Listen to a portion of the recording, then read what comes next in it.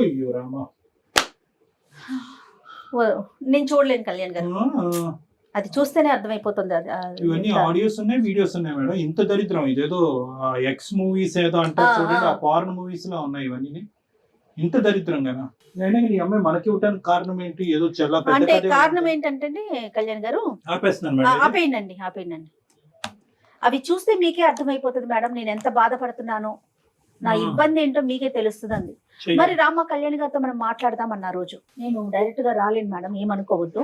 కావాలంటే నేను నా బాధని నేను ఫోన్ కాల్లో నేను చెప్పుకుంటాను, నాకు ఒక పరిష్కారం కావాలి అనేసి అనింది ఆ రోజు. తప్పకుండా ఒకసారి కాల్ చేస్తాను. చేయండి.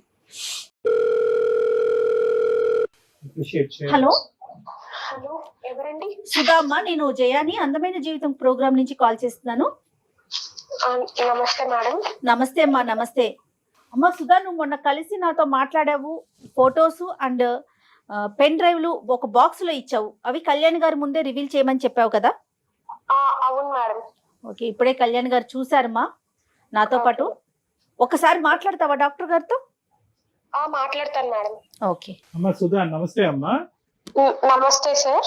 ఫస్ట్ ఆఫ్ ఆల్ మా మీద అంత నమ్మకంతో అలాగ నీవే అనుకుంటున్నాను, అందులో మరి మార్ఫ్ చేసినవే ఏంటో నాకు తెలియదు, కానీ ఆ వీడియోస్ కానీ ఆ పెన్ డ్రైవ్లో ఉన్నవి కానీ ఆ ఫోటోగ్రాఫ్స్ కానీ విని ఎరుగని రీతిలో మేమందరం కంగు తినేటటువంటి విధంగా అటువంటి వీడియోస్ అవన్నీ కూడా నమ్మకంతో మా వరకు ఇచ్చినందుకు, అంటే ఆ నమ్మకం మీరు మా మీద పెట్టుకున్నందుకు ఫస్ట్ ధన్యవాదాలు. కానీ ఇవి మేము చూడలేకపోయాం. అంటే ఆల్మోస్ట్ ఒక 30-40 ఫోటోగ్రాఫ్స్ పైనే ఉన్నాయి, ప్లస్ 2 పెన్ డ్రైవ్స్ ఉన్నాయి. ఒక పెన్ డ్రైవ్ చూసేటప్పటికే మాకు దీంట్లో ఏదో చాలా భయంకరమైనటువంటి కథ ఉంది అని చెప్పి ఇంక అక్కడితో, ఎందుకంటే జయ గారు ఇక్కడ నేను ఇద్దరు కూడా అది క్లోజ్ చేసి డైరెక్ట్గా నీతో మాట్లాడటానికి ఇది ఉన్నది. అయితే ఇప్పుడు నాకు కావాల్సింది ఏంటమ్మా ఇవన్నీ మాకెందుకు ఇచ్చావు? అంత ఇదిగా మాకు ఇవ్వాల్సినటువంటి అవసరం ఉంది. అసలు అందులో ఉన్న వ్యక్తులు ఎవరు? అందులో ఒకరు నువ్వు అని అన్నట్టుగా మేము అనుకుంటున్నాం, అది నువ్వా కాదా, లేదంటే ఏమైనా మార్ఫ్ చేసిన వీడియో, లేదా పక్కన ఉన్నటువంటి అబ్బాయి ఎవరు? చెప్తాను సార్, ప్రతి ఒక్కటి చెప్తాను సార్. కాకపోతే అందులో ఉన్న కొన్ని మాత్రమే నిజాలు సార్, కొన్ని నిజాలు కావు సార్. కొన్ని నిజాలు.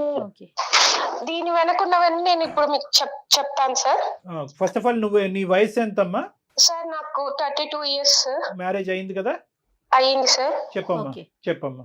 సార్ నాకు మదర్ లేరు సార్, ఫాదర్ ఒకరే ఉన్నారు. సో మ్యారేజ్ అయిన 1 year తర్వాత మా హస్బెండ్ ప్రమోషన్ వచ్చి అబ్రాడ్ కి ప్రమోషన్ వచ్చింది సార్. సో మా అత్తయ్య గారు వచ్చి ఇలా బెడ్ సిక్ లోనే ఉంటారు సార్, ఆమెకి సరిగ్గా వినపడదు.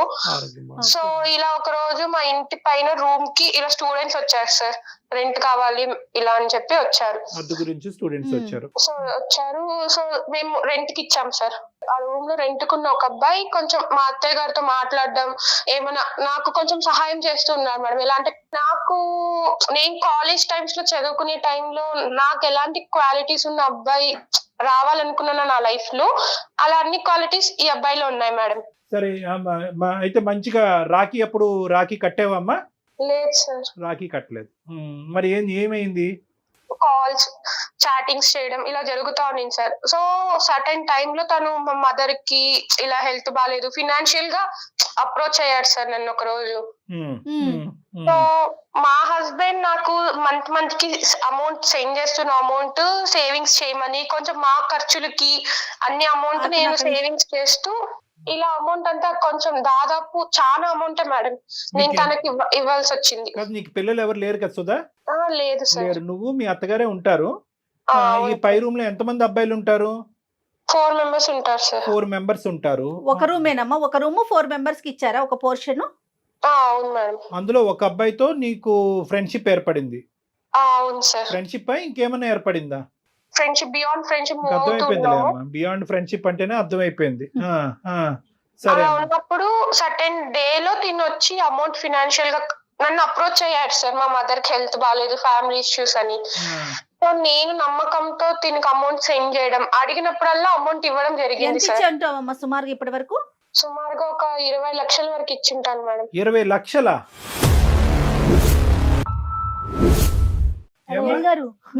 ఎంత టైంలో మిమ్మల్ని ఇచ్చేవి 20 లక్షలు? ఎంత సంపాదిస్తాడు మీ ఆయన? 20 లక్షలు నువ్వు ఇక్కడ సేవ్ చేసి ఇతనికి దారదత్తం చేయడానికి ఖర్చులకే చాలా వరకు అవుద్ది కదా అక్కడి నుంచి వచ్చేవి. అంటే అతను మంచి పొజిషన్ లోనే ఉన్నాడా మీ హస్బెండ్ అక్కడ? వాళ్ళు వెల్ సెటిల్డ్ ఫ్యామిలీ సార్.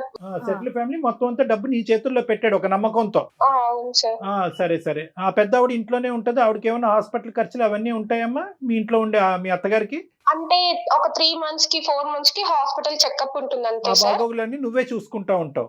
నేనే చూసుకుంటా ఉంటా సార్. సరే, ఇప్పుడు కాదు, ఇప్పుడు డబ్బులు పంపించటం, ఎదోకి డబ్బులు ఇవ్వటం ఇవన్నీ పక్కన పెట్టమ్మా. నేను అడిగేది ఏంటంటే, అసలు ఫస్ట్ ఆఫ్ ఆల్ ఒక నమ్మకంతో ఒక భర్త పై దేశాలకు వెళ్ళి అతని కళలు నిరూపించుకోవటానికి, లేదంటే ఆర్థికంగా స్థిరపడటానికి చెమటోడ్చి దేశం కాని దేశం ఆ మిడిల్ ఈస్ట్ దేశాలు ఎలా ఉంటాయి నీకు తెలుసు కదా. ఇక్కడి నుంచి ఏదో అక్కడ ఏటీఎంల మెషిన్లు పుట్టుకొచ్చినట్టుగా మనం ఊహించుకుంటాం. అక్కడ కింద మీద నీళ్లు, నిద్ర ఆహారాలన్నీ మానుకుని ఆ ఎడారుల్లో పని చేసుకుని ఇక్కడ కష్టపడి పంపిస్తూ ఉంటారు. పోనీ అక్కడతో నీ బాధ్యత ఇంకా పెరుగుతుంది కానీ ఇంకా దిగజారుడేంటమ్మా? కాలేజ్ డేస్లో ఆ లుక్తో ఉన్నటువంటి వాడు, ఆ విధంగా నచ్చినటువంటి వాడు, ఆ కళలు తీర్చినటువంటి వాడు, ఆ కోరికలు తీర్చినటువంటి వాడు ఏంటమ్మా? టీనేజ్ అనేది ఏ ఏజ్? 32 ఏళ్ళటండి. నీ ఏజ్ ఏంటి? నువ్వు చేసే పనులు ఏంటి? అసలు ఎవడు వాడు? మళ్ళీ మీరేమొచ్చి పెద్ద పెద్ద బాక్సులు తీసుకొచ్చి మాకు ఇస్తారా చండాలం అంతా మాకు చూపెట్టడానికి? ఆ బాక్సుల్లో ఉన్నవాడు ఎవడు అమ్మా? ఆ వీడియోలో ఉన్నవాడు, ఆ ఫోటోల్లో ఉన్నవాడు ఎవడు? మీ భర్త కాదు సార్. అంటే హస్బెండ్ దూరంగా ఉండి, సో ఇతను చూపించే కేరింగ్ కి, ఇతను చూపించే ప్రేమకి నువ్వు కొట్టుకుపోయావు. సరే, ఏమైంది? ఆ కేరింగ్, ఆ ప్రేమ నువ్వు ఎన్ని పర్యాపదాలు వాడినా మేము మాత్రం అది డాష్ సంబంధమే అని అంటాం మేము. నువ్వు దానికి పులియారు కలపద్దు. ఇప్పుడు ఏంటంటే దాన్ని ఎన్ని రకాలుగా పెయింట్లు వేసినా కూడా మేము అనేది ఆ డాష్ సంబంధమే అని అంటాం. ఆ పదం కూడా మేము వాడటానికి ఇష్టపడం. సరే, నచ్చాడు, కేరింగ్ గా ఉన్నాడు, పోస్ట్ ఆఫీస్కి తీసుకెళ్ళాడు, బ్యాంక్ పట్టుకెళ్ళాడు, ఇంకేమన్నా చేశాడు కాబట్టి నేను కరిగిపోయాను, ఇది అయిపోయాను. ఎందుకమ్మా? సార్, నా భర్త అక్కడ ఉన్నాడు కాబట్టి నా కోరికలు తీరక నేను వాడికి తలదించానని చెప్పాలి కదా. ఇంకేముంది ఇందులో సబ్జెక్టు? పిచ్చి పిచ్చిగా మాట్లాడుకునేది. అవును సార్, చేసింది తప్పే సార్. దానికి నేను క్షమాపణ కూడా కోరటం లేదు సార్. తప్పు అనేది చాలా చిన్న పదం అమ్మా. తప్పున్నారా? డబ్బులు ఎందుకు ఇచ్చావు? కష్టార్జితం, ఆ అబ్బాయి యొక్క కష్టార్జితం 20 లక్షల రూపాయి, 2 రూపాయల ఎక్కడనంటే ఎందుకు ఇచ్చామంటే మా ఆయన చాలా ఉన్నతమైన కుటుంబం, బాగా సంపాదించున్నాడు అంటే కనుక మా ఆయన దగ్గర 10 కోట్లు ఉన్నాయి కాబట్టి 20 లక్షలు అందులో వీడికి ఇస్తే ఏంటి అని అనుకున్నట్టుగా ఇచ్చావా? ఎందుకు ఇచ్చావు? డబ్బులు ఎందుకు ఇచ్చావు? మనీ హెల్ప్ కోసం అడిగాడు, ఇంత మంచిగా ఉంటున్నాడు అని చెప్పి ఇచ్చాను సార్. పోనీ ఆ ఆ అంశం గురించి అయితే మీ ఆయనకి తెలీదు. దీని గురించి అయినా ఇప్పుడు ఇది నీ సొత్తు కాదుగా, డబ్బులు నీ సొత్తు కాదుగా.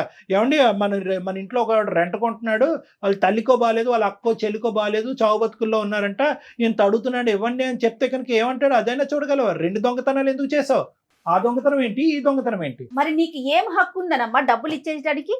అతను కష్టపడి పంపించిన డబ్బుల్ని నువ్వు ఇంట్లో వాడుకోవటానికనో, లేకపోతే వాళ్ళ అమ్మగారిని చూసుకోవటానికో, మీ ఖర్చుల కోసం పంపించిన డబ్బులు, డాక్టర్ గారు అన్నట్లుగా తినక పంపించిన డబ్బులు, అసలు నీకు ఏం హక్కు ఉందని 20 లక్షల ఇచ్చుకునేది?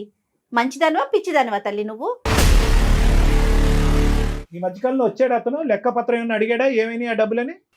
రాలేదు సార్. మా ఆయన ఒక రోజు కాల్ చేసి ఇలా ఒక ల్యాండ్ కొంటున్నాము, రిజిస్ట్రేషన్ అమౌంట్ కి మా ఫ్రెండ్ వచ్చి తీసుకుంటాడు, సో అమౌంట్ అంతా రెడీగా సెట్ చేసి పెట్టుకో అన్నారు. పిచ్చోడు, సంవత్సరం ముందన్న ల్యాండ్ కొన్నాడు కాదు, 20 లక్షలు. అక్కడ బయటపడింది విషయం, అంతేనా? ప్లాట్ కొనాలి, డబ్బులు రెడీ చేయండి, నేను పంపించిన డబ్బులు అని అన్నాడు. ఏంటి నీ రెస్పాన్స్ ఏంటి? నేను వచ్చి మా హస్బెండ్ తో సరే అని చెప్పాను సార్. అదే రోజు సాయంత్రం వీళ్ళు కాలేజ్ నుంచి రిటర్న్ వస్తుంటే అబ్బాయిని పిలిచి ఇలా మాట్లాడాలని చెప్పి. స్టూడెంట్ సరే, నేను తర్వాత తిడతాను కానీ ఇప్పుడు తర్వాత ఏమైంది? కాలేజ్ నుంచి వచ్చినప్పుడు ఏమన్నాడు? అప్పుడు ఇలా అమౌంట్ కావాలి నాకు అని అడిగితే అప్పటి నుంచి తన నిజ స్వరూపం ఏంటో బయటపడింది సార్. ఏంటమ్మా ఏంటి అప్పుడు అంతకు ముందు అవతారం ఏంటి, ఇప్పుడు ఏం అవతారం ఏంటి చెప్పు? ఆ రోజు నేను అమౌంట్ నేను నీకెందుకు ఇవ్వాలి, నువ్వే నాకు ఇవ్వాలి ఇలా అంతా చెప్పి ఇలా అన్నాడు సార్. ఆ రోజు ఎర్లీ మార్నింగ్ కనపడలేదు సార్. పైకి వెళ్ళి చూసినా కూడా లేదు అబ్బాయి. సో తనకి ఇలా ఎక్కడికి వెళ్ళాడు మీ ఫ్రెండ్, ఇలా మామూలుగా అమౌంట్ ఇట్లా ఫినాన్షియల్ ఇష్యూస్ వల్ల కొంచెం అమౌంట్ ఇచ్చాను, ఇప్పుడు నాకు కావాలంటే గర్ల్ ఫ్రెండ్ కోసం తీసుకున్నాడేమో అని చెప్పి అప్పుడు తన రియల్ ఫేస్ ఏంటో తెలుసుకున్నాను సార్ గర్ల్ ఫ్రెండ్ గురించి 20 లక్షలు తీసుకున్నాడు నీ దగ్గరికి, అది. నువ్వు మహా పిచ్చి స్వరూపం అని చెప్పి నీ దగ్గర తీసుకున్నాడు. సరే ఇప్పుడు ఇదంతా కాదు, వీళ్ళు ఎవరైతే కనుక ఈ గుటుబుటాని ఉందో వీళ్ళందరూ ఇప్పటి వరకు నీకు అతనికి ఏదో ఒక అనవసరమైనటువంటి సంబంధం ఉందని తెలుస్తుంది కదమ్మా వాళ్ళకి. వీళ్ళు చెప్పొచ్చుగా, అమ్మ నువ్వు మోసపోతున్నావు వాడి చేతిలో, వాళ్ళ వాడు friends. ఇలాంటి చాలా మందిని మోసం చేశాడు అనేది ఎంతో కొంత. ఒక డబ్బుల విషయం అయితే వాళ్ళకి తెలియకపోయి ఉండొచ్చు, వాళ్ళు కంగు తిని ఉంటారు, ఎంత పిచ్చి మొహం నువ్వు ఏంటి అని అనుకుని ఉండొచ్చు. కానీ నీకు వారం చేయొచ్చు కదా, మీ ఇద్దరు కలిసి బాగా క్లోజ్ అవుతున్నప్పుడు జాగ్రత్త ఆంటీ అని అనాలి కదా. నువ్వు అక్క కూడా ఆంటీ అవుతావు, జాగ్రత్త ఆంటీ అని చెప్పాలి కదా నీకు. అది కూడా అడిగాను సార్ వాళ్ళని, మీకు ఇలా చెప్పాలన్న టైంలో వచ్చి మాకు ఏదో ఒకటి మా మందుకు డబ్బులు ఇవ్వడము, మాకు జలసాలకు డబ్బులు ఇవ్వడము చేసేసేది, మా గర్ల్ ఫ్రెండ్స్ మేము బయటకు వెళ్ళడానికి ఇవ్వడం ఇలా వీళ్ళందరూ చేస్తున్నారు. దొంగనా కొడుకులే, అందరూ దొంగలే. అందరినీ మెడపట్టుకుని బయటకు గెంటలేకపోయావు, ఇంకా అక్కడే ఉన్నారు వాళ్ళు.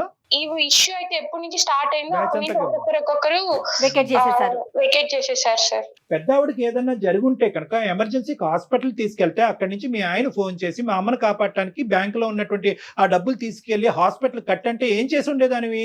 ఇది ఆలోచించరే మీరు? కామ కక్కుర్తి అంటారు దీన్ని, ఇంకేమనరమ్మా. కామంతో కళ్ళు మూసుకోవటం అంటారు, ఆడి నిజస్వరూపం తెలియటం, ఇవన్నీ ఏం కాదు. ఇది కళ్ళు మూసుకుపోయినాయి అంతే. ఆ బాక్స్ లో ఉన్నవాడు ఎవడు? వాడేనా? వాడే సార్. ఆ వీడియోల్లోని అదిని దాంట్లో సగం వరకే సార్ చాటింగ్స్, మేము ఎప్పుడైనా బయటకు వెళ్ళినప్పుడు తీసుకున్న ఫొటోస్, వీడియో కాల్స్ మాట్లాడింది. మిగతా అంతా మార్ఫింగ్ చేసి యూస్ చేసి చేసిన ఫొటోస్, వీడియోస్ సార్. సరే ఏమన్నా అవని 1% కరెక్టే కదా, అందులో 1% అయినా కూడా అందులో ఒరిజినాలిటీ ఉందిగా. ఇప్పుడు ఈ ఫొటోస్ ఇవన్నీ నీకు ఎక్కడి నుంచి వచ్చాయి? నేను ఇలా అమౌంట్ కోసం కాల్స్ చేస్తూ ఇలా కంప్లైంట్ ఇస్తాను అని చెప్పినప్పటి నుంచి నాకు ఇట్లా ఫొటోస్ పంపించడము, ఇలా బెదిరించడం, వేరే వాళ్ళ దగ్గర కాల్స్ చేసి. అందుకే మేడం మీరు ఫోన్ చేసినప్పుడు కూడా నేను వేరే వాళ్ళ నుంచి ఫోన్ చేపించాడేమో అని భయపడ్డాను. అలా కదమ్మా, ఓకే కాదు. ఏంటి ఇప్పుడు ఆడు బెదిరిస్తున్నాడా? ఇంతటితో అవలే కదా, ఏమవుతుంది? ఇంకా ఎక్కడికో పోయి ఇంకా నిన్ను డిమాండ్ చేస్తున్నాడా డబ్బులు? అంటే తనకు ఎప్పుడైతే నా నుంచి డబ్బులు అవసరమో అప్పుడు ఈ ఫొటోస్, వీడియోస్ పెడతాను, యూట్యూబ్ లో పెడతాను, ఇన్స్టాగ్రామ్ లో అదే స్టోరీ పెడతాను, ఇట్లంతా చెప్తూ బెదిరిస్తున్నాడు సార్. శాంపుల్ అన్నమాట వాడి దగ్గర, నాకు ఇన్ని ఆధారాలు ఉన్నాయని చెప్పి శాంపుల్. అమ్మ ఈ వీడియోస్ అవి చూస్తుంటే అందులో చాలా వరకు నిజమైనటువంటి వీడియోస్, ఇద్దరు వాలంటరీగా తీసుకున్నటువంటి వీడియోస్ లో ఉన్నాయమ్మా. బెడ్రూమ్ లో వీడియోస్ అయితే మాత్రం అక్కడ ఏం ఫోర్స్ఫుల్ గా తీసుకున్నట్లేదు కదమ్మా. ఇదేం మీ పైత్యం అమ్మ నీకు? వాడేదో వీడియోలు తీసుకున్నాడు, నువ్వెందుకు తీనిచ్చావు వీడియోలు? వాళ్ళ చెల్లికో అక్కో తీయమని లేకపోయా ఏంటి? తప్పు కదా అది. నువ్వెందుకు అంత వాలంటరీ అంత ఫ్రీడమ్ ఇచ్చావు? నీకేమైనా బుర్ర ఉందా అమ్మా? నీకేమైనా మెంటలా? బుర్ర పనిచేస్తుందా నీకు? ఏ ఊర్లో ఉంటావు? అక్కడ దగ్గరలో పిచ్చి ఆసుపత్రి ఎక్కడుందో చెప్తా నీకు. అసలు చేసేదే ఏదో పని, మళ్ళీ దాన్ని ఒక ఫోటోలు తీసుకోవటం, వీడియోలు తీసుకోవటం. కాదమ్మా, ఇప్పుడు చేతులు ఒళ్ళు అంతా కాలిపోయింది. చాలా సామెత ఏంటంటే చేతులు కాలేక ఆకులు పట్టుకోవటం ఏంటంటారు. ఇక్కడ నీ చేతులు కాదు, మొత్తం అంతా బూడిదైపోయింది నీ జీవితం అంతా. ఇప్పుడు మాకెందుకు చేసావు? ఏం చేయాలి మేము? ఇప్పుడు ఆ సీడీలు వీడియోలు మాకెందుకు? వెంటనే వచ్చి పట్టుకెళ్ళిపో. ఆ టైంలో ఉన్న ఫీలింగ్స్ కి వీడియోస్ కానీ ఫొటోస్ కానీ పట్టించుకోలేదు సార్. మీ నుంచి నాకు కొంచెం న్యాయం జరుగుతుంది అని చెప్పి. అసలు అందమైన జీవితం ప్రోగ్రామ్ అంటే అసలు వీళ్ళందరూ ఏమనుకుంటున్నారండి? నాకు అసలు ఈ డౌట్ వస్తుంది. ఈ అమ్మాయి ఫొటోస్ పెన్ డ్రైవ్లు పంపించినప్పుడు సరేలే ఏముందో ఓపెన్ చేయొద్దంది నన్ను. సరేలే ఏముంది అనుకున్నా. అమ్మ మీరు చేసే ప్రతి ఏదో పనికి పంచాయతీ చేయటకున్నాం ఇక్కడ డాక్టర్ గారు. నేను ఏదైనా ఫ్యామిలీకి సంబంధించిన సమస్యలు ఉన్నప్పుడు మాట్లాడి పరిష్కరించి కలపటానికి ఉన్నామమ్మా. సుధా, వాడు ఒకటి నేను చెప్తాను, జాగ్రత్తగా వినమ్మా. ఇక్కడ ఏంటంటే వాడు క్రిమినలే, వాడు దొంగ డాష్ గాడు. ఇదంతా ఎన్ని బూతులన్నా వాడిని తిట్టచ్చు, వాడికి ఎంత క్రిమినల్ చరిత్ర ఉంది అనేటటువంటిది కూడా మేము కనుక్కుంటాము. కానీ ఇక్కడ ఏంటంటే నిజంగా ఈ రోజు డబ్బులు అవసరం అనేటటువంటిది మీ ఆయన వేలెత్తి చూపెట్టకపోతే నువ్వు మా దగ్గరకు వచ్చి ఉండేదానివా? లేదు సార్. వాడు పెద్ద పోకిరిగాడు. మొత్తం ఉన్న నలుగురికి అందరికీ తెలుసు వాడు ఎంత పోకిరిగాడు. డబ్బులు అనేది సెకండరీ ఇష్యూ, బ్లాక్ మెయిల్ అనేది అలాంటి వాడు నీతో పాటు వీడియోలు నువ్వు పక్కన పడుకుండగా ఫోటోలు వీడియోలు తీస్తున్నాడు అంటే కనుక ఎందుకు తీస్తున్నాడు అనేటటువంటి ఇంగితం జ్ఞానం ఉండాలి. దగ్గర సుమారుగా 6 నెలల నుంచి సంవత్సరం పాటు కంటిన్యూస్ గా పగలనక రాత్రి అనక బ్లూ ఫిల్మ్లు తీసుకున్నారు మీ ఇద్దరు. బ్లూ ఫిల్మ్లు తీసుకున్నారు. ఇంకేం చెప్పాలమ్మా దీని గురించి మాట్లాడేది? ఏ విధంగా నీకు న్యాయం చేయాలి నువ్వు తవ్వుకున్నటువంటి గొయ్యిలో? ప్లీజ్ సార్, టెన్షన్ అవుతుంది సార్. మనీ ఎలాగైనా ఆ ఫొటోస్, వీడియోస్ తన దగ్గర నుంచి లేకుండా ఎలాగైనా మనీ ఇప్పించండి సార్. ఈ విషయం మాత్రం మా హస్బెండ్ కి తెలియకూడదు సార్. Please sir. నీకు ఎన్ని న్యాయాలు చేయాలి చూడు. మనీ ఇప్పించాలి, ఫోటోలు వెనక్కి తిరిగించాలి, కానీ నీ పోగొట్టుకున్నటువంటి ఒక డబ్బులు పవిత్రమైనటువంటి శీలం ఏదైతే ఉందో చూడు, నీ భర్తకు సంబంధించినటువంటి ఒక ముఖ్యమైనటువంటి అంశం, ఇవన్నీ ఇప్పించాలి. ఫైనల్ గా నీ భర్తకి చెప్పాలా వద్దా అది కూడా చెప్పు. ప్లీజ్ సార్, నన్ను మీరు తిట్టండి కొట్టండి సార్, కానీ మా హస్బెండ్ కి మాత్రం తెలియకూడదు సార్. ఇదే న్యాయం అమ్మా.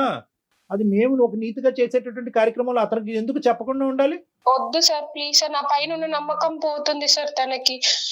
సరే ఇప్పుడు ఏం చేద్దామంటే ఫస్ట్ మీ ఆయనకి చెప్పాలా లేదా అనేది తర్వాత అంశం, అది కొద్ది మనం పర్సనల్ గా కూర్చుని మాట్లాడుకునే అంశము. ఇదేంటి ఇప్పుడు ఏం చేయాలి? ఇప్పుడు దేనికి? ఒక్కసారి మీరు ఆ అబ్బాయితో మాట్లాడండి సార్. వాడితో మాట్లాడాలి. నువ్వు ఫోన్ కలుపుతావా?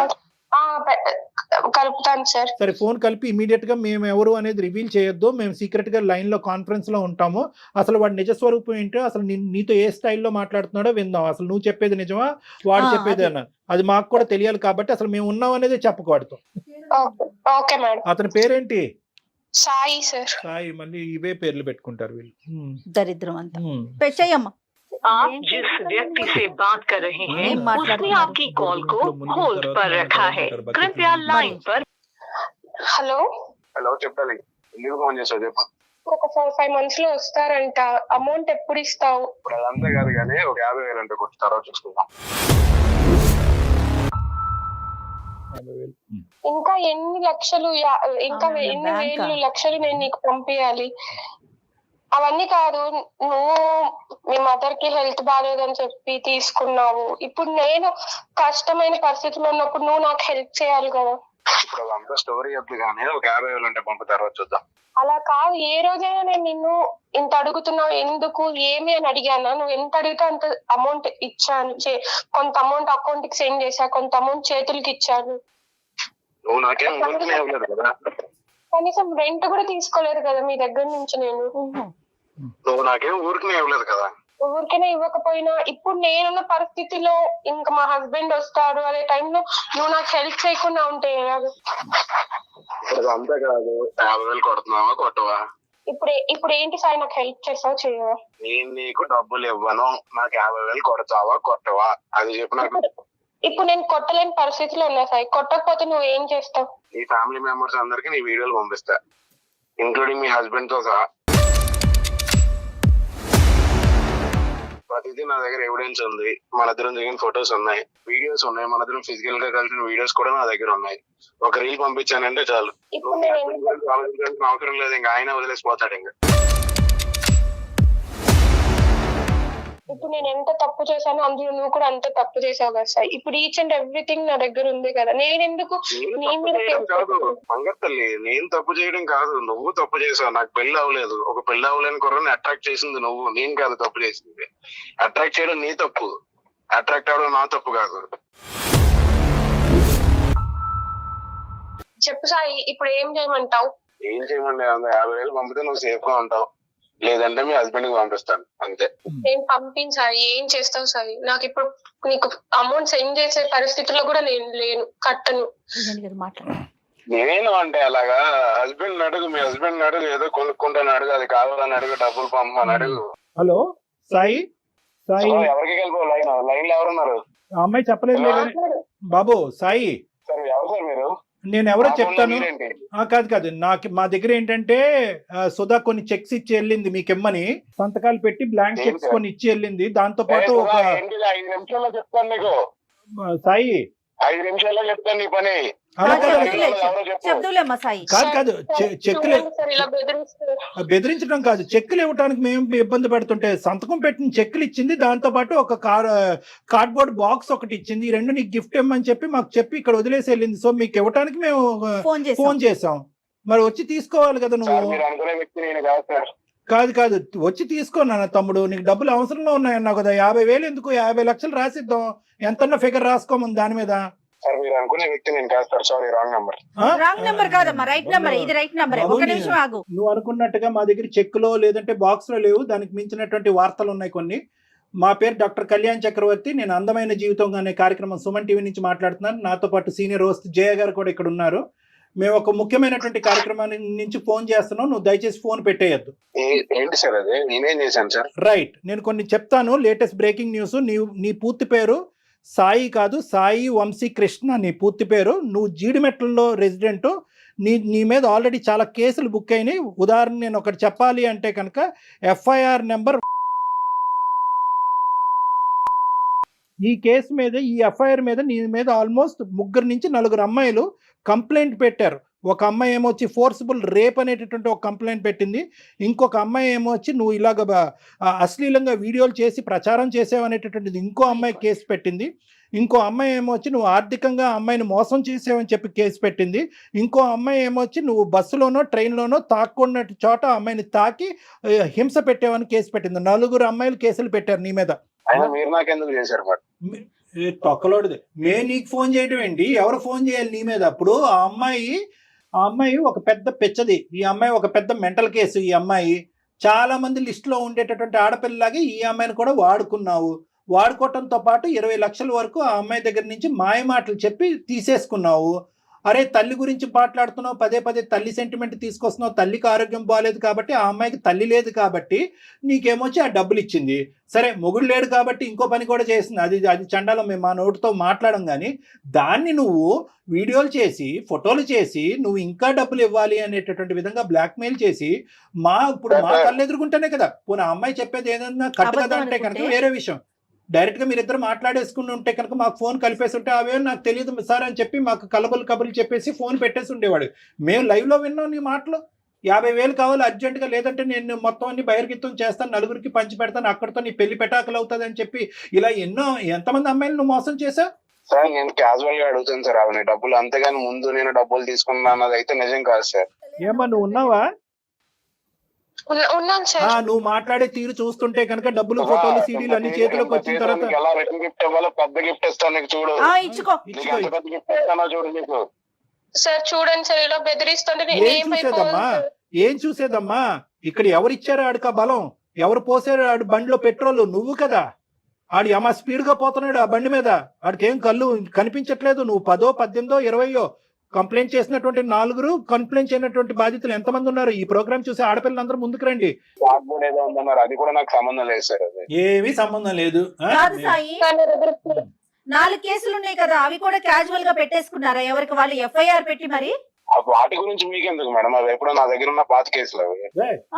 పాత కేసులు అయితే ఉన్నాయి కదా. పాత కొత్త అనేది చింతకాయ పచ్చడి మాకు చెప్తున్నాను. పాత కొత్త ఏంది? కేసు ఉందా లేదా? ఇప్పుడు ఈ అమ్మాయి సంగతి సరే, ఆ కేసులు ఏంటి?